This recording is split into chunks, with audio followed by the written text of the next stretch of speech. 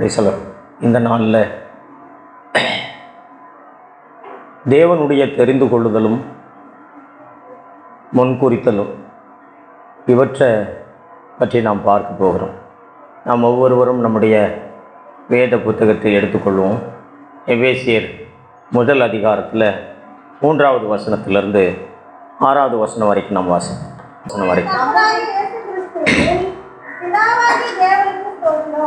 அவர் கிறிஸ்துவுக்குள் உன்னதங்களிலே ஆவிக்குரிய சகல ஆசீர்வாதத்தினாலும் நம்மை ஆசீர்வதித்திருக்கிறார். தமக்கு முன்பாக நாம் அன்பில் பரிசுத்தம் உள்ளவர்களும் குற்றமில்லாதவர்களுமாய் இருப்பதற்கு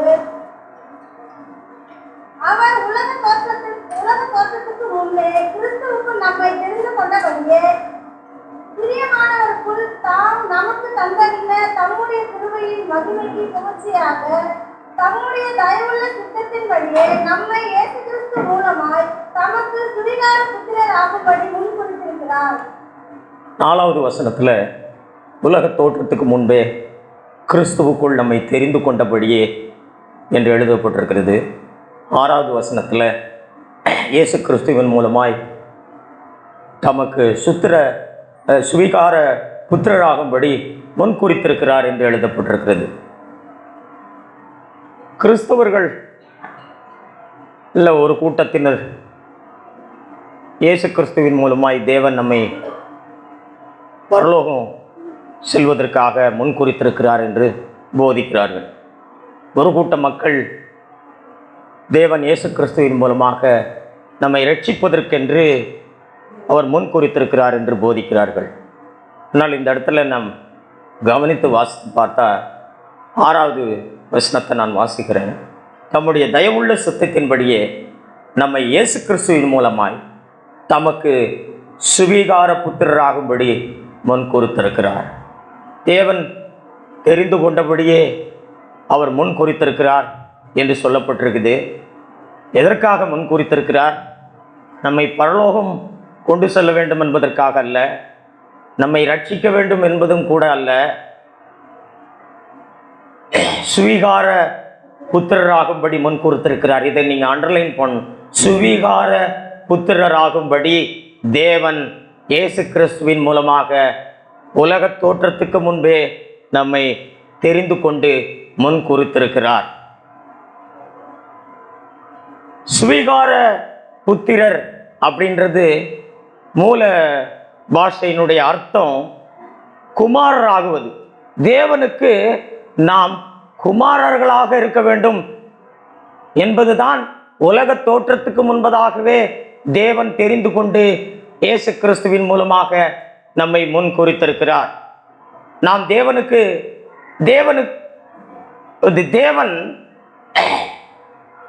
எதையுமே சிருஷ்டிக்கல.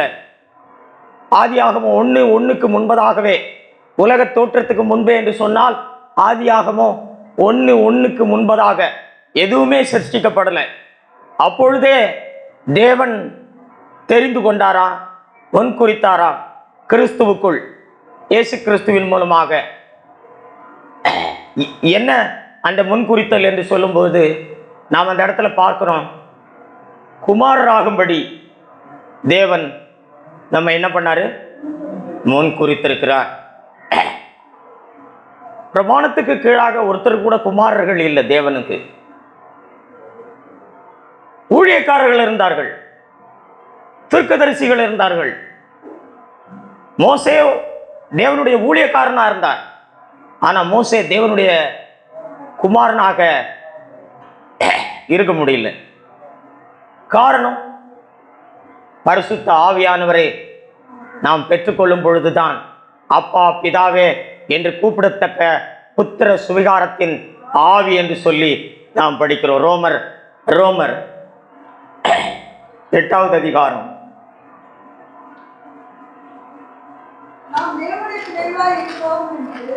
வசனம் சொல்லுங்க. ரோமர் 8:16.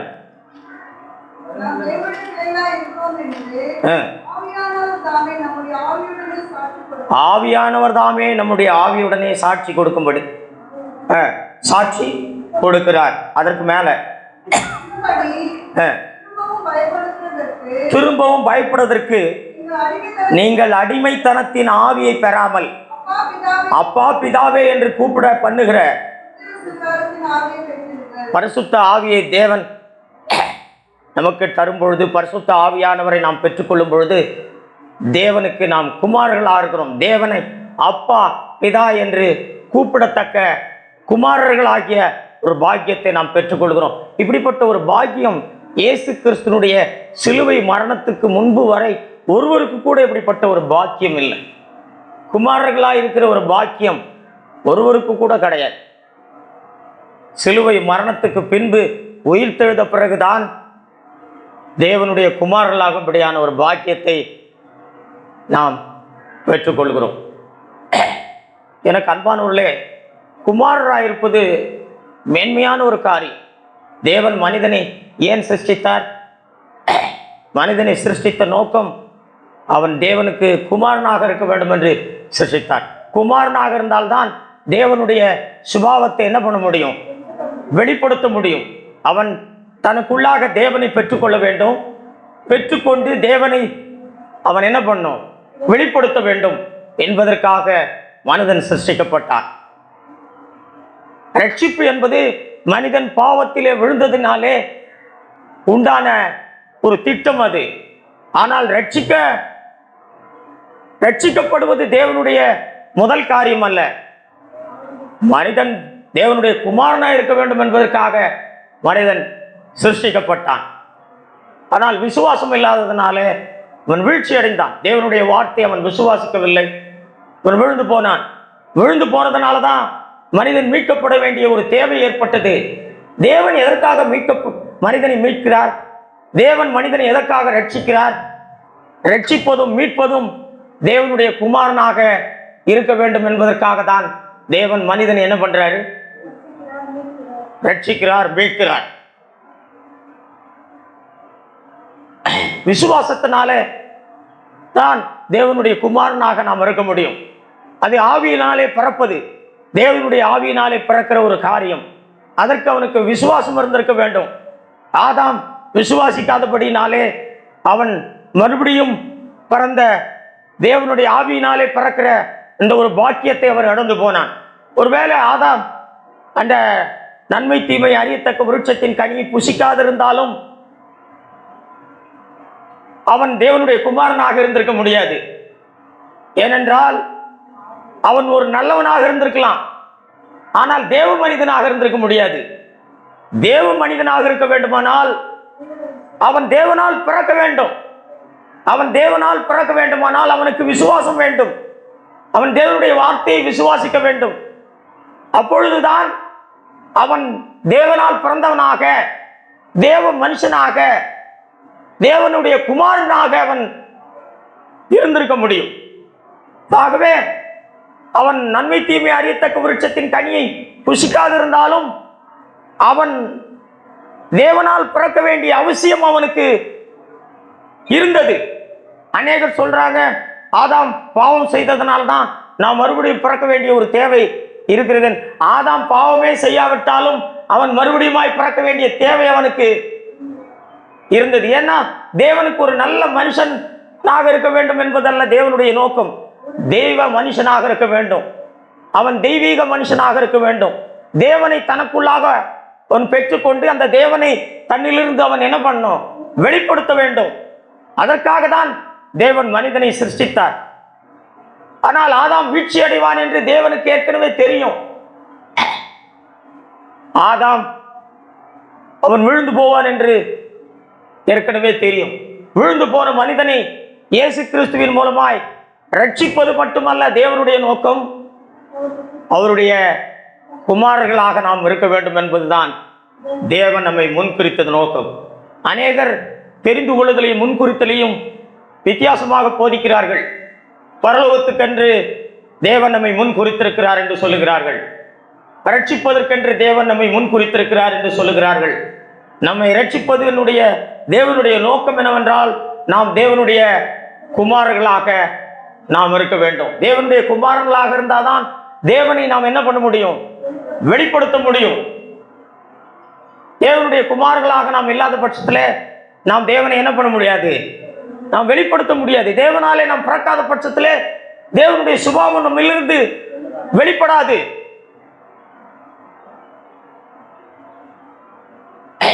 இயேசு கிறிஸ்துவினுடைய சிலுவை மரணத்துக்கு முன்பது வரை தேவனுக்கு ஒரே ஒரு குமாரன் தான் இருந்தார். நாம் வேதத்தில் அதை நம்ம வாசிக்கிறோம். யோவான் 3:16 வாசிப்போம். தேவன் தம்முடைய ஒரே பேரான, நாம் இந்த இடத்துல நான் எதுக்காக இந்த வசனத்தை உங்களுக்கு வாசிக்க சொன்னேன்னா, தேவனுக்கு ஒரே பேரான குமாரன் இருந்தார். சிலுவை மரணத்துக்கு வரைக்கும் அவருக்கு ஒரே பேரான குமாரன் தான் இருந்தார். அவருக்கு நிறைய குமாரர்கள் வேண்டும் என்பதுதான் தேவன் ஏற்கனவே கிறிஸ்துவின் மூலமாக நம்மை முன்குறித்தார் என்று நான் வாசித்தேன். ஆனால் சிலுவை மரணத்துக்கு முன்பது வரைக்கும் அவருக்கு யாரு? ஒரே ஒரு குமாரன் தான் இருந்தார். யோவான் 1:18 வாசிப்போம். தேவனை ஒருவனும் ஒரு காலம் கண்டதில்லை, பிதாவின் மடியில் இருக்கிற ஒரே பேரான குமாரனே அவரை வெளிப்படுத்தினார். இந்த வசனங்கள் எல்லாம் நமக்கு எதை காண்பிக்கிறது என்றால், தேவனுக்கு ஒரே ஒரு குமாரன் தான் இருந்தார். எப்போ வரைக்கும்? சிலுவை மரணம் வரைக்கும். சிலுவை மரணத்துக்கு பிறகு இயேசு கிறிஸ்துவை பற்றிய வசனம் எப்படி சொல்லுகிறதுனா, அவர் முதற் பேரான குமாரனானார். எப்போ? அவருடைய உயிர்த்தெழுதலிலே அவர் முதற் குமாரனானார் தேவனுக்கு. அதை நாம் ஒரு பிறப்பு என்று கூட நாம் சொல்லலாம். ஏன்னா அவர் மரணத்திலிருந்து தேவன் அவரை உயிரோடு எழுப்பினது, அது அவருக்கு ஒரு பிறப்பு. தேவனுடைய குமாரன். அவர் தேவனுடைய முதல் குமாரன் அல்ல, தேவனுடைய ஒரே குமாரன் அல்ல, உயிர்த்தெழுதல் வரை, அதாவது இயேசு கிறிஸ்துவுடைய உயிர்த்தெழுதல் முன்பு வரைக்கும், சிலுவை மரணம் வரைக்கும் ஒரே பேரான குமாரன். அவர் உயிர்த்தெழுந்த பிறகு அவர் முதற் குமாரனானார். முதற் குமாரனானா என்ன அர்த்தம்? அவருக்கு பின்னாடி அநேக குமாரர்கள் இருக்கிறார்கள் என்று அதனுடைய அர்த்தம். உயிர்த்தெழுதல் இல்லாவிட்டால் அநேக குமாரர்களை அவரால் என்ன பண்ணியிருக்க முடியாது? உண்டாயிருக்க முடியாது. ரோமர் 8:29. Very good. ரோமர் 8:29. தம்முடைய குமாரன் அநேக சகோதரருக்குள்ளே முதற் பேரானவனாய் இருக்கும் பொருட்டு. போதும். நாம் இந்த இடத்துல வாசிக்கிறோம், அவர் எப்படி முதற் பேரான குமாரனானார்? அவர் உயிர்த்தெழுந்த போது அவர் தேவனுக்கு முதற் குமாரனானார். அதனால தான் அவர் நமக்கு சகோதரர் என்று சொல்லப்படுவதற்கு வெட்கப்படவில்லை என்று சொல்லி எபிரேயர் 2வது அதிகாரத்தில் நாம் வாசிக்கிறோம். இயேசு கிறிஸ்து இப்பொழுது நமக்கு சகோதரராக இருக்கிறார். ஏன் அவர் சகோதரனானார்? ஏன்னா அவர் முதற் குமாரனானபடினாலே நாம் அவருக்கு பின்பதாக இருக்கிற நாம் எல்லாரும் தேவனுக்கு அநேக குமாரர்களாய் இருக்கிறபடினாலே இயேசு கிறிஸ்து இப்பொழுது நமக்கு எப்படி இருக்கிறாரு? தேவனுக்கு முதற் குமாரன். நாம் தேவனுக்கு அநேக குமாரர்கள். ஆனால் இயேசு கிறிஸ்து நமக்கு சகோதரனாக இருக்கிறார், மூத்த சகோதரனாக இருக்கிறார். நமக்கு அவர் சகோதரன். எபிரேயர் 2:11. எப்படி எனில் பரிசுத்தம் செய்கிறவரும் பரிசுத்தம் செய்யப்படுகிறவர்களும் ஆகிய யாவரும் ஒருவராலே உண்டாயிருக்கிறார்கள். இது நிமித்தம் அவர்களை சகோதரர் என்று சொல்லுவதற்கு வெட்கப்படாமல். நாம் இயேசு கிறிஸ்துவுக்கு யாரு? சகோதரர். இயேசு கிறிஸ்து உயிர் தெழுந்த பிறகு அவர் என்ன சொன்னார் தெரியுமா? நீ போய் உன் சகோதரத்திற்கும் என் சகோதரத்திற்கும். நீங்க வாசித்திருக்கிறீங்களா? மத்தேயு 28வது அதிகாரம். இயேசு கிறிஸ்து உயிர் தெழுந்த பிறகு சொன்ன வார்த்தையை நாம் வாசிப்போம்.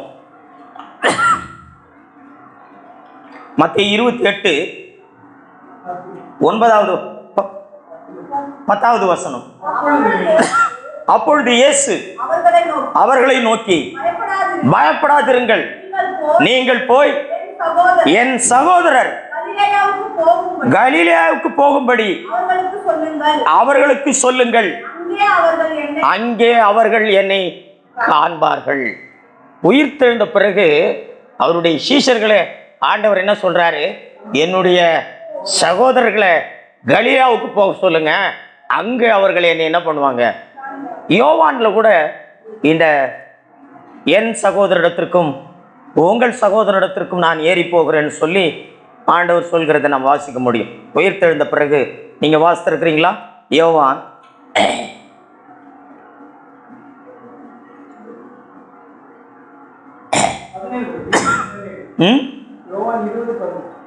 யோவான் 20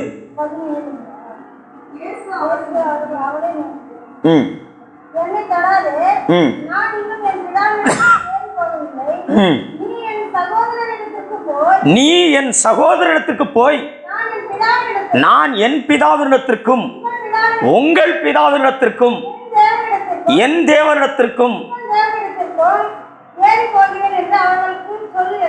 ஆமென். இயேசு கிறிஸ்துவுக்கு தேவன் தான் நம்முடைய தேவன், இயேசு கிறிஸ்துவினுடைய பிதா தான் நம்முடைய பிதா, இயேசு கிறிஸ்துவினுடைய சகோதரர்கள் நாம் என்று சொல்லி இந்த இடத்துல நாம் வாசிக்கிறோம். இவைகளெல்லாம் நாம் பார்க்கும் பொழுது வெறும் ரட்சிக்கப்படுவது மட்டும் தேவனுடைய நோக்கம் அல்ல. அநேகர் ரட்சிக்கப்படுவதை பற்றியே பேசுகிறோம், பரலோகம் செல்வதை பற்றியே பேசுகிறோம். ஆனால் வேதம் ரட்சிக்கப்படுவதை பற்றியும் பரலோகம் செல்வதை பற்றியும் அதிகமாய் பேசுவதில்லை. இவைகளெல்லாம் எதற்காகனா, நாம் ரட்சிக்கப்படுவது எதற்காக என்று சொன்னால் அவருடைய குமாரராக நாம் இருக்க வேண்டும். இயேசு கிறிஸ்துவுக்கு சகோதரர்களாக நாம் இருக்க வேண்டும். தேவனுக்கு குமாரராகவும் இயேசு கிறிஸ்துவுக்கு சகோதரர்களாகவும் நாம் இருக்க வேண்டும். இயேசு கிறிஸ்து இதைத்தான் யோவான் 12வது அதிகாரத்தில் சொன்னார். கோதுமை மணி நிலத்துல விழுந்து சாகணும், செத்தாதான் அந்த நிலத்தில் அந்த கோதுமை மணியிலிருந்து அநேக கோதுமை மணிகள் என்ன பண்ணும். நான் வாசிப்போம் யோவான் 12வது அதிகாரம். மெய்யாகவே மெய்யாகவே நான் உங்களுக்கு சொல்லுகிறேன், கோதுமை மணியானது நிலத்தில் விழுந்து சாகாவிட்டால் தனித்திருக்கும், செத்ததேயாகில் மிகுந்த. இயேசு கிறிஸ்துவனுடைய சிலுவை மரணம் உயிர்த்தெழுதலை பற்றி இந்த வசனம் போதிக்கிறது. அவர் மரித்ததினாலும் அவர் உயிர்த்தெழுந்ததினாலும் இன்றைக்கு அநேக குமாரர்களை அவர் உண்டு பண்ணி இருக்கிறார் என்று சொல்லி நாம் பார்க்கிறோம். என அன்பானவர்களே, தேவனுடைய முன்குறித்தல், தேவன் எதற்காக நம்மை முன்குறித்தார், தேவன் எதற்காக நம்மை தெரிந்து கொண்டார், சுவீகார புத்திரராகும்படி என்று சொல்லி நாம் பார்த்தோம். தேவனுடைய குமாரராய் நாம் இருக்கும்படி இயேசு கிறிஸ்துவின் மூலமாக, அவர் முதற் குமாரன், நாம் அவருக்கு பின்பதாக இருக்கிற அநேக குமாரர்களாக நாம் இருக்கிறோம். அப்படியானால் என்ன தேவன் இதன் மூலமாய் நமக்கு போதிப்பது என்ன? ரோமர் 8வது அதிகாரம் 29வது வசனம் வாசிப்போம். தன்னுடைய குமாரன் அநேக சகோதரருக்குள்ளே முதல் பேரானவராய் இருக்கும் பொருட்டு தேவன் எவர்களை முன்னறிந்தாரோ அவர்களை தன்னுடைய குமாரனுடைய சாயலுக்கு ஒப்பாயிருப்பதற்கு முன் குறித்திருக்கிறார். அதேதான் இந்த வசனத்தினுடைய விளக்கமும் அதேதான். எபேசியர்ல நாம் என்ன வாசித்தோமோ அதேதான் ரோமர் 8:29 நாம் வாசிக்கிறோம். நாம் ஒவ்வொருவரும் தேவனுடைய குமாரர்களாய் இருப்பது என்று சொன்னால் என்ன? இயேசு கிறிஸ்துவின் சாயலுக்கு ஒப்பாக நாம் ஒவ்வொருவரும் மறுரூபமாகிக் கொண்டே இருக்க வேண்டும். இயேசு கிறிஸ்துவின் மூலமாக தேவன் அநேக குமாரர்களை உண்டு பண்ணுவதனுடைய நோக்கம் என்ன? தன்னுடைய குமாரனுடைய சாயலுக்கு ஒப்பாக இருக்க வேண்டும். அப்படின்னு சொன்னா தேவன் நம்முடைய வாழ்க்கையில அனுமதிக்கிற ஒவ்வொரு சூழ்நிலைகளிலேயும் இயேசுவை நாம் வெளிப்படுத்த வேண்டும். இயேசுவை போல நாம் நடந்து கொள்ள வேண்டும். இதுதான் தேவனை மகிமைப்படுத்துகிற ஒரு வாழ்க்கை. நமக்கு வருகிற நிந்தை, பாடுகள், அவமானம், பிரச்சனை, சண்டை, விரோதமான காரியங்கள், சோதனை, எல்லாவற்றிலேயும் நாம் இயேசுவை போலவே, இவைகளெல்லாம் நமக்கு கிடைக்கிற ஒரு தருணங்கள், ஒரு வாய்ப்பு. நமக்கு கீழ்ப்படியாத ஒரு மனைவி இருக்குமானால், ஒரு முரட்டாட்டம் பண்ணுகிற ஒரு மனைவி இருக்குமானால், அந்த மனைவி எப்படி இருக்கிறாங்க என்பது முக்கியம் இல்லை. நீங்கள் உண்மையாகவே பரிசுத்த ஆவியை பெற்றவர்களாக இருந்தால், நீங்கள் தேவனுடைய குமாரராக இருந்தால், இயேசு கிறிஸ்துவை போல நீங்கள் அவர்களோடு என்ன பண்ணுவீங்க? நடந்து கொள்வீங்க. அவங்க இப்படி இருக்கிறதுனால நான் இப்படி இருக்கிறேன், அவங்க இப்படி இருந்தா நான் இப்படி இருப்பேன், அப்படி கிடையாது. மற்றவர்கள் எப்படி இருக்கிறாங்க என்பதல்ல. நாம் பரிசுத்த ஆவியை பெற்றவர்களாக இருந்தால், நமக்குள்ளாக கிறிஸ்துவின் ஜீவன் இருக்குமானால், நாம் அவருடைய குமாரர்களாக இருப்போமானால், இயேசு கிறிஸ்துவை நாம் ஒவ்வொரு சூழ்நிலைகளிலேயும் நாம் என்ன பண்ணணும்? நாம் வெளிப்படுத்தணும். அதுதான் அவருடைய சாயலுக்கு ஒப்பாயிருப்பது என்று சொல்வது. நமக்கு கிடைக்கிற ஒவ்வொரு வாய்ப்புகளும் கிறிஸ்துவை நாம் என்ன பண்ணுவது? வெளிப்படுத்துவது. வாலிப பிள்ளைகள்லாம் நீங்கள் படிக்கிறீங்க, உங்கள் படிக்கிற இடங்கள்ல உங்களுக்கு அதிகமான சோதனைகள் வரும். உங்கள் நண்பர்கள் மூலமாக, மற்றவர்கள் மூலமாக, உங்களை வழி நடத்துகிற, உங்களுக்கு போதிக்கிற டீச்சர்ஸ் மூலமாக, இப்படிப்பட்ட வாய்ப்புகளிலெல்லாம் நீங்கள் என்ன செய்யணும்? கிறிஸ்துவை நீங்கள் வெளிப்படுத்தணும். கிறிஸ்து ஒருவேளை அப்படி படித்து கொண்டிருப்பாரானால், கிறிஸ்து அவர்களோட நண்பர்களோடு அவர் இருந்திருப்பாரானால், அவர் அப்படி சோதிக்கப்பட்டிருக்கும் பொழுது அவர் எப்படி நடந்து கொண்டிருப்பார்?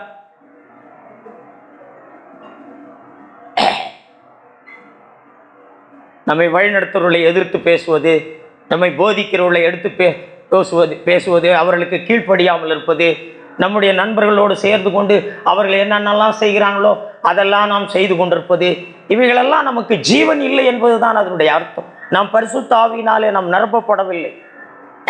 நாம் ஆவியினால் பிறக்கவில்லை. நாம் ஆவியானவரால் பிறந்திருப்போமானால் எல்லா நண்பர்களும் கூட நாம் சேர்ந்து கொண்டு அவர்களைப் போல நாம் இருக்க மாட்டோம். நமக்கு எவ்வளவுதான் சோதனை வந்தால் அந்த இடத்துல நாம் கிறிஸ்துவை என்ன பண்ணுவோம்? கிறிஸ்துவை வெளிப்படுத்துவோம். கிறிஸ்துவை போல நடந்து கொள்வோம். அவங்க என்னென்னமோ பார்ப்பாங்க, நாம் அவற்றையெல்லாம் பார்க்க மாட்டோம். ஏன் நீ மட்டும் இப்படி பார்க்கலையே அப்படின்னு சொன்ன, நான் கிறிஸ்துவன், எனக்குள்ளாக ஆண்டவர் இருக்கிறார், எனக்குள்ளாக ஆவியானவர் இருக்கிறார், அவர் எனக்கு இதையெல்லாம் பார்க்கக்கூடாதுன்னு சொல்றார், அவர் எனக்கு இதையெல்லாம் பார்க்கும்படி அவர் என்னை அனுமதிக்கல அப்படின்னு சொல்லணும். அந்த மாதிரி நாம் சொல்லணும்.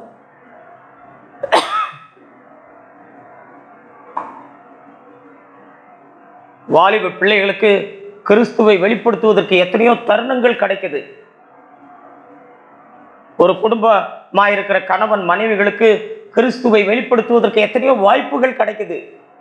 வேலை செய்கிற இடங்களிலே கிறிஸ்துவை வெளிப்படுத்துவதற்கு எவ்வளவோ சந்தர்ப்பங்கள் நமக்கு கிடைக்குது. நாம் ஏன் சோதிக்கப்படுகிறோம்? நமக்கு எதற்காக தேவன் இப்படிப்பட்ட சூழ்நிலைகள் எல்லாம் தேவன் எதற்காக அனுமதிக்கிறார்? எல்லாவற்றிலேயும் நாம் கிறிஸ்துவின் சாயலுக்கு நாம் ஒப்பாக இருக்க வேண்டும் என்பதுதான். நாம் அவருடைய குமாரர்களாக நாம் இருக்க வேண்டும். நாம் அவரை வெளிப்படுத்த வேண்டும். சண்டை போடுறவர்களோட சண்டை போட்டுக்கிட்டு, தீமை செய்கிறவர்களோட நாமும் தீமை செய்துக்கிட்டு, எதிர்க்கிறவர்களோட நாமும் எதிர்த்துக்கிட்டு, நாம் இப்படி ஒரு காலம் இருக்கக்கூடாது. கிறிஸ்துவின் சாயலை நாம் வெளிப்படுத்த வேண்டும். நான் வருமானமே ரட்சிக்கப்பட்டுட்டேன், நான் இயேசுவை ஏற்றுக்கொண்டேன், நான் ஆண்டுடைய பிள்ளையிட்டேன் சொல்லி அவருடைய சாயலை நாம் இதற்காக தான் தேவன் நம்மை முன் குறித்திருக்கிறார். உலக தோற்றத்துக்கு முன்பதாகவே தேவன் முன் குறித்திருக்கிறார். உலக தோற்றத்துக்கு முன்பதாகவே தேவன் நம்மை தெரிந்து கொண்டிருக்கிறார். எதுவுமே சிருஷ்டிக்கப்படலை, ஒன்று கூட சிருஷ்டிக்கப்படலை. கிறிஸ்துவுக்குள்ளாக தேவன் நம்மை தெரிந்து கொண்டு உலக தோற்றத்துக்கு முன்பதாகவே முன் குறித்திருக்கிறார். எதற்காக? நாம் அவருடைய குமாரர்களாக இருக்கணும். நாம் முதற் பேரான குமாரனாகிய கிறிஸ்துவின் சாயலுக்கு ஒப்பாக நாம் இருக்கும்படி அவர் முதற் பேரான குமாரனை நமக்கு மாதிரியாக அவர் என்ன பண்ணாரு? வைத்தார். ஆகவே எனக்கு அன்பானவை, இவைகளெல்லாம் பிரமாணத்துக்கு கீழாக இருந்த மனிதர்களுக்கு இவைகளெல்லாம் எதுவுமே தெரியாது. இவைகளெல்லாம் மறைக்கப்பட்டது. அவர்களுக்கு கிறிஸ்து மாதிரியாக கொடுக்கப்படவில்லை. அவர்கள் குமாரனாகிற ஒரு பாக்கியம் அவர்களுக்கு இல்லை. அவர்கள் ஆவியானவரை தங்களுக்குள்ளாக பெற்றுக்கொள்ள முடியாததாக இருந்தது. இவைகளெல்லாம் ஆண்டவருடைய சிலுவை மரணத்துக்கு பிறகு உயிர்த்தெழுதல் இல்லை. தேவன் அவர் முதற் பேரான குமாரனாகவும் அநேக குமாரர்களை அவருடைய உயிர்த்தெழுதல் மூலமாக தேவன் உண்டு பண்ணினார். தேவன் மனிதனை சிருஷ்டித்த போது தேவன் சொன்ன ஒரு வார்த்தை என்ன? ஆதியாகமத்தில் நாம் படிக்கிறோம், மனிதன் தனிமையாயிருப்பது நல்லதல்ல. இது ஆண்டவருக்கும் கூட பொருந்தும். அவர் கூட தனியா இருக்க விரும்பல. அவருக்கு நிறைய குமாரர்கள் தேவை. ஏற்கனவே அவர் முன்கூட்டியே உலக தோற்றத்துக்கு முன்பதாகவே அவர் தனியா இருக்க விரும்பல. அவருக்கு நிறைய குமாரர்கள் வேணும்னு அவர் விரும்பினார். நிறைய குமாரர்கள் இருந்தால் அவரை அதிகமாய் வெளிப்படுத்துவார்கள் என்று தேவன் அவருக்கு ஒரு விருப்பம் இருந்தது. இந்த உலக தோற்றத்துக்கு முன்பதாகவே தேவனுடைய இருதயத்தில் ஒரு விருப்பம் இருந்தது, ஒரு நோக்கம் இருந்தது, ஒரு திட்டம் இருந்தது, ஒரு தீர்மானம் இருந்தது. அந்த தீர்மானம் என்ன? இயேசு கிறிஸ்துவின் மூலமாக அநேக குமாரர்கள் பெற்றெடுக்க வேண்டும் என்பதுதான் தேவனுடைய தீர்மானம். இயேசு கிறிஸ்துவின் மூலமாக. ஆதாம் அதை இழந்து போயிட்டாரு. ஆதாமின் மூலமாக தேவன் எந்த ஒரு குமாரரையும் என்ன பண்ண முடியல, பெற்றெடுக்க முடியல. ஆனால் இயேசு கிறிஸ்துவின் மூலமாக அநேக குமாரர்களை பெற்றெடுக்க வேண்டும் என்பது தேவன் உலக தோற்றத்துக்கு முன்பதாகவே. ஆகவே எனக்கு அன்பானவர்களே, நாம் சந்திக்கப்படுகிற ஒவ்வொரு சூழ்நிலைகளிலே நாம் இயேசுவை வெளிப்படுத்த வேண்டும். முறுமுறுக்கக்கூடாது, சண்டை போடக்கூடாது. எனக்கு அது இல்லையே இது இல்லையேன்னு சொல்லி குறை சொல்லிக்கிட்டு இருக்கக்கூடாது. நாம் சந்தோஷமாக இருக்கணும். இயேசு கிறிஸ்துவை பாருங்க, அவரை அவமானப்படுத்தினாங்க, அவரை திட்டினாங்க, அவருக்கு விரோதமாய் குற்றம் சாட்டினாங்க. அவர் ஒரு ஏழ்மையான குடும்பத்தில் பிறந்தார். அவர் ஒரு வசதியான குடும்பத்தில் அவர் பிறக்கலை. ஆனாலும் அவரிடத்தில் எந்த விதமான முறுமுறுப்பும் இல்லை. நமக்கு குறைவான வருமானமோ, ஒரு சிறிய வீடோ, நமக்கு வசதி இல்லாத ஒரு குறைவான வசதியோ எது இருந்தாலும் நம்மால் சந்தோஷமாய் வாழ முடியும். எப்பன்னா கிறிஸ்துவின் மூலமாக நாம் இப்படிப்பட்ட ஒரு பாக்கியத்தை நாம் பெற்றுக்கொள்ளும் பொழுது தான் நாம் அப்படி வாழ முடியும். ஐயோ, எனக்கு ஒரு சின்ன வீடு இருக்குது, எனக்கு வசதியான வீடு இல்லை, நான் நிறைய அதிகமான எனக்கு சம்பாதிக்கலை, நான் அழகாக இல்லை, நான் அவங்கள போல இல்லை, இவங்கள போல, இப்படி எல்லாம் நாம் குறை சொல்லுவதற்கும் முறுமுறுப்பதற்கும் என்ன காரணம்? எனக்கு முடி இல்லை, முடி கொட்டி போச்சு, முடி கம்மியாயிடுச்சு, நான் அழகாக இல்லை, நான் கலராக இல்லை, நான் கருப்பாக இருக்கிறேன், நான் ஹைட்டாக இல்லை, நான் குள்ளமாக இருக்கிறேன், நான் நிறைய படிக்கலை, இப்படி எல்லாம் புலம்பிக்கிட்டு குறை சொல்லிக்கிட்டு நாம் வாழ்ந்துக்கிட்டு இருக்கிறதுக்கு என்ன காரணம்? நாம் அவருடைய குமாரர்களாக இல்லை. நாம் அவருடைய குமாரர்களாக இருந்தால் இயேசு கிறிஸ்துவை பாருங்க. அவர் குறை சொன்னாரா? அவர் குறை சொல்லலை. அவர் முறுமுறுத்தாரா? அவர் முறுமுறுக்கல. அவர் சண்டை போட்டாரா? அவர் சண்டை போடலை. தனக்கு விரோதமாய் குற்றம் சாட்டினது அவர் நிரூபித்தாரா? அவர் நிரூபிக்கல. எதுவுமே செய்யல. எல்லாவற்றையும் தேவனுக்கு என்ன பண்ணிட்டாரு? ஒப்பு கொடுத்துக்கோ. தேவனே, நீர் எல்லாவற்றையும் நீர் நியாயம் செய்கிறவர் என்று சொல்லிவிட்டுட்டார். நாம் இயேசு கிறிஸ்துவின் சாயலுக்கு ஒப்பாக மறுரூபமாக வேண்டும் என்பது அதுதான். எப்படி நாம் இப்படிப்பட்ட ஒரு வாழ்க்கையை வாழ முடியும்? பரிசுத்த ஆவியினாலே நாம் நிரப்பப்பட்டிருக்கும் பொழுதுதான் கிறிஸ்துவின் சாயலுக்கு ஒப்பாக நாம் என்ன பண்ண முடியும்? மறுரூபமாய் கொண்டே இருக்க முடியும். நமக்கு கிடைக்கிற நம்ம கணவனை குறை சொல்கிறோம், என் கணவன் சரியில்லை. உன் கணவன் சரியில்லைன்னா நீ பரிசுத்த ஆவியினாலே நிரப்பப்பட்டிருந்தால் உன் கணவனுக்கு முன்பதாக நீ இயேசு கிறிஸ்துவை என்ன பண்ண முடியும்? வெளிப்படுத்த முடியும். அவர் கோபக்காரராக இருப்பார், அவர் சண்டை போடுறவராக இருப்பார், அவர் குறை சொல்கிறவராக இருப்பார். நீ ஒரு காலம் அந்த மாதிரி இருக்க முடியாது. காரணம், நமக்குள்ளாக பரிசுத்த ஆவியானவர் இருக்கிறார், நமக்குள்ளாக கிறிஸ்துவின் ஜீவன் இருக்குது, நாம் ஆவியினாலே பிறந்திருக்கிறோம், நாம் தேவனுடைய குமாரத்திகளாக நாம் இருக்கிறோம். ஆகவே நாம் தேவனை என்ன பண்ணுறோம்? வெளிப்படுத்தக்கூடியவர்களாக நாம் இருக்கிறோம். இயேசு கிறிஸ்துவின் சாயலுக்கு நம்ம எல்லாரும் என்ன பண்ணோம்? ஒப்பாக இருக்கும்படி தேவன் ஏற்கனவே முன் குறித்திருக்கிறார். நாம் போய் சேர வேண்டிய இடம் அதுதான். முன்குறித்தல் என்ற வார்த்தை ஆங்கிலத்தில் ப்ரீ டெஸ்டைன்டு அப்படின்னு சொல்லி போட்டிருக்கு. ப்ரீ டெஸ்டைன்னா போய் சேரும் இடம். ட்ரெயின்ல எல்லாம் சொல்லுவாங்க போய் சேரும் இடம், டெஸ்டினேஷன். அதான் ப்ரீ டெஸ்டினேஷன். அப்படின்னா முன்கூட்டியே நாம் போய் சேரும் இடத்த தேவன் முன்கூட்டியே அவர் தீர்மானிச்சிட்டார், முன்கூட்டியே அவர் குறிச்சிட்டார். அது என்ன? பரலோகம் அல்ல, ரட்சிப்பு அல்ல, கிறிஸ்துவின் சாயலுக்கு ஒப்பாக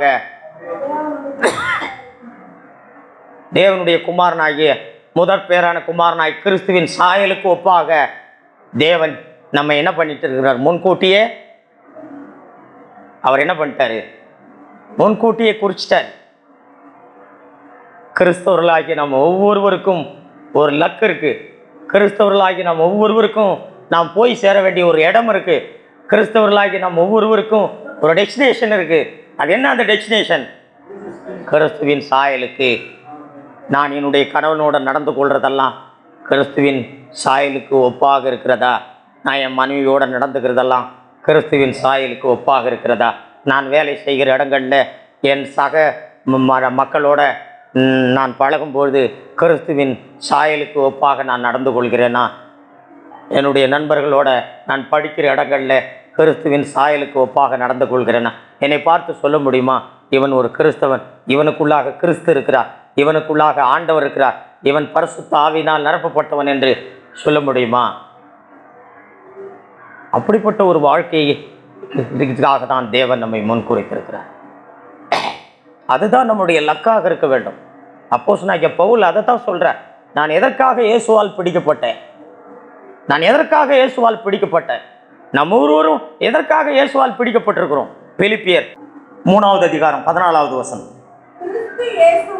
கிறிஸ்து இயேசுவுக்குள் தேவன் அழைத்த பரம அழைப்பின் பந்தய பொருளுக்காக லக்கை நோக்கி தொடர்கிறேன். 12வது வசனம். நான் அடைந்தாயிற்று அல்லது முற்றும் தேடினவனானே என்று எண்ணாமல் கிறிஸ்து இயேசுவினால் நான் எதற்காக பிடிக்கப்பட்டேனோ அதை நான் பிடித்துக் கொள்ளும்படி ஆசையாய். எதற்காக நாம் பிடிக்கப்பட்டோம்? நம்ம ஒவ்வொருவரையும் தேவன் எதற்காக பிடிச்சிருக்கிறார்? நான் இயேசுவால் பிடிக்கப்பட்டவன் சொல்றோம். எதற்காக? பரலோகம் போய் சேருவதற்காக இயேசுவால் நாம் எல்லாரும் பிடிக்கப்பட்டிருக்கிறோமா? இல்லை. குமாரனுடைய சாயலுக்கு ஒப்பாயிருப்பதற்காக நாம் ஒவ்வொருவரையும் இயேசு வாழணும். நாம் அவரால் பிடிக்கப்பட்டிருக்கக்கூடிய நோக்கம் என்ன? குமாரனுடைய சாயலுக்கு ஒப்பாயிருப்பதற்காக. ஆகவே அன்பானவர்களே, நமக்கு கிடைக்கிற ஒவ்வொரு வாய்ப்புகளும், நமக்கு கிடைக்கிற ஒவ்வொரு சந்தர்ப்பங்களும், நாம் படிக்கிற இடத்துல, நாம் வாழ்கிற இடத்துல, கணவன் மனைவி நமக்குள்ளாக, நம்முடைய நண்பர்கள் மத்தியில், நாம் வேலை செய்கிற ஸ்தலங்களிலே, சபையிலே, நாம் கூடி வருகிற சபையிலே நமக்கு கிடைக்கிற ஒவ்வொரு சந்தர்ப்பங்கள், சூழ்நிலைகள், நமக்கு கிடைக்கிற ஒவ்வொரு காரியங்களிலேயும் நாம் கிறிஸ்துவை போல நாம் என்ன பண்ணோம்? நடந்து கொள்ள வேண்டும். கிறிஸ்துவின் சாயலுக்கு ஒப்பாக நாம் மறுரூபமாகி கொண்டே இருக்க வேண்டும். நாம் திருப்தி அடையக்கூடாது. இன்னும் நான் கிறிஸ்துவை போல, இன்னும் நான் கிறிஸ்துவை போல, இன்னும் மேன்மையாக நான் நடந்து இன்னும் நான் மேன்மையாக நடந்து கொள்ள வேண்டும் என்று சொல்லி கிறிஸ்துவின் சாயலுக்கு ஒப்பாக நாம் ஒவ்வொரு நாளும் என்ன பண்ணோம்? மறுரூபமாகிக்கொண்டே நாம் இருக்க வேண்டும். அதற்காக தான் தேவன் நம்மை முன்குறித்திருக்கிறார். நீங்கள் ஒவ்வொருவரும் உலக தோற்றத்துக்கு முன்பதாகவே தேவன் என்னை தெரிந்து கொண்டிருக்கிறார் என்று சொல்வீர்களானால், தேவன் உலக தோற்றத்துக்கு முன்பதாகவே என்னை முன்குறித்திருக்கிறார் என்று சொல்வீர்களானால், தாயின் வயிற்றில் இருக்கும் பொழுதே தேவன் என்னை தெரிந்து கொண்டார் என்று சொல்வீர்களானால், இவைகளெல்லாம் எதற்காக? அவருடைய குமாரனுடைய சாயலுக்கு ஒப்பாயிருப்பதற்காக. நாம் எல்லாரும் அவருக்கு குமாரர்களாக இருக்கும்படி தேவன் முன் குறித்திருக்கிறார். முதல் குமாரன் இயேசு கிறிஸ்து. அவருக்கு பின்பதாக அநேக குமாரர்களை தேவன் உண்டாக்கியிருக்கிறார். பரிசுத்த ஆவியினாலே நிரப்பப்பட்ட போது அவருக்கு அநேக குமாரர்கள் உண்டானார்கள். இன்றைக்கு நாம் ஒவ்வொருவரும் பரிசுத்த ஆவியினாலே நிரப்பப்பட வேண்டும், பரிசுத்த ஆவியினாலே நிரப்பப்பட வேண்டும் என்று சொல்லுகிறோம். பரிசுத்த ஆவியினாலே நிரப்பப்படுவதனுடைய அர்த்தம் என்ன? அவருடைய குமாரர்களாய் நாம் இருக்கும்படி, அவருடைய முதற் பேரான குமாரனுக்கு சாயலுக்கு ஒப்பாக நாம் இருக்கும்படி நாம் பரிசுத்த ஆவியினாலே நாம் என்ன பண்ண வேண்டும்? நிரப்பப்பட வேண்டும். ஆகவே நாம் ஒவ்வொருவரும், ஆண்டவரே, நீர் உலக தோற்றத்துக்கு முன்பதாகவே கிறிஸ்துவுக்குள்ளாக இயேசு கிறிஸ்துவின் மூலமாக நீர் என்னை தெரிந்து கொண்டு என்னை என்ன பண்ணியிருக்கிறீர்? முன் குறித்திருக்கிறேன். நான் அப்படிப்பட்ட வாழ்க்கைக்காக என்னை என்ன பண்ணணும்? ஒப்பு கொடுக்க வேண்டும். நான் ரட்சிக்கப்பட்டுட்டேன், நான் இயேசுவை ஏற்றுக்கொண்டுட்டேன், இதிலேயே நாம் திருப்தி அடையக்கூடாது. அநேகர் ரட்சிக்கப்பட்டதிலேயே நாம் திருப்தி அடைந்து விடுகிறோம். இயேசுவை ஏற்றுக்கொண்டதிலேயே திருப்தி அடைந்து விடுகிறோம். ஆண்டவரின் பாவங்களை மன்னிக்கிறார் என்பதிலேயே திருப்தி அடைந்து விடுகிறோம். இதுவல்ல நம்முடைய லக்கு, இது ஆரம்பம், இது லக்கு அல்ல. நம்முடைய லக்கு என்ன? கிறிஸ்துவின் சாயலுக்கு ஒப்பாக நாம் இருப்பதுதான் நம்முடைய லக்கு. ரட்சிப்பு என்பது நம்முடைய ஆரம்பம். இயேசுவை ஏற்றுக்கொள்வது என்பது அது ஆரம்பம், அது லக்கு அல்ல. லக்கு என்பது கிறிஸ்துவின் சாயலுக்கு ஒப்பாயிருப்பதற்காக, அதற்காகத்தான் தேவன் நம்மை என்ன பண்ணியிருக்கிறார்? முன் குறித்திருக்கிறார். நம்மை ஆண்டவருக்கு ஒப்பு கொடுப்போம். ஆண்டவரே, உம்முடைய ஆவியினால் எங்களை நிரப்பி, ஆண்டவரே, உம்முடைய சாயலுக்கு ஒப்பாக எங்களை ஒவ்வொரு நாளும் மறுரூபமாக்க வேண்டும் என்று சொல்லி நம்மை ஆண்டவருக்கு அர்ப்பணிப்போம். கர்த்தர் நிச்சயமாய் அதை செய்வார். நமக்கு விசுவாசம் வேண்டும். நமக்கு விசுவாசம் இருக்கும் பொழுது நிச்சயமாக தேவன் நம்மை எப்படி செய்திட முடியும். நம்ம எல்லாரும் ஒரு நிமிஷம் நாம் ஜெபம் பண்ணுவோம். ஆண்டவரே, நேரத்துக்காக ஆண்டவரே உம்மை நாங்கள் ஸ்தோத்திரிக்கிறோம், துதிக்கிறோம், எங்களை ஒப்பு கொடுக்கிறோம். ஆண்டவரே, நீர் உலக தோற்றத்துக்கு முன்பதாகவே இயேசு கிறிஸ்துவுக்குள் கிறிஸ்துவின் மூலமாக ஆண்டவரே நீர் எங்களை தெரிந்து கொண்டு முன்கூறித்திருக்கிறீர். நாங்கள் உமக்கு குமாரர்களாக இருக்கும்படி ஆண்டவரே உமக்கு நன்றி செலுத்துகிறோம். நீர் சிலுவையில் மரித்து உயிர் தெழுந்த போது தேவனுக்கு நீர் முதற் பேரான குமார் நானே. ஆண்டவரே, உம்முடைய ஆவியை நீர் எங்களுக்கு அருளி அநேக குமாரர்களை நீர் உற்பத்தி செய்யும்படியாய் ஆண்டவரே நீ செய்திருக்கிற காரியங்களுக்காக நன்றி செலுத்துகிறோம். நாங்கள் ஒவ்வொருவரும் உம்முடைய ஆவியினால் நிரப்பப்பட்டு ஆண்டவரே நாங்கள் உம்முடைய சாயலை பிரதிபலிக்க எங்களை ஆசீர்வதித்தருளும். இயேசு கிறிஸ்துவின் நாமத்தில் ஜெபிக்கிறேன் பரமபிதாவே, ஆமென்.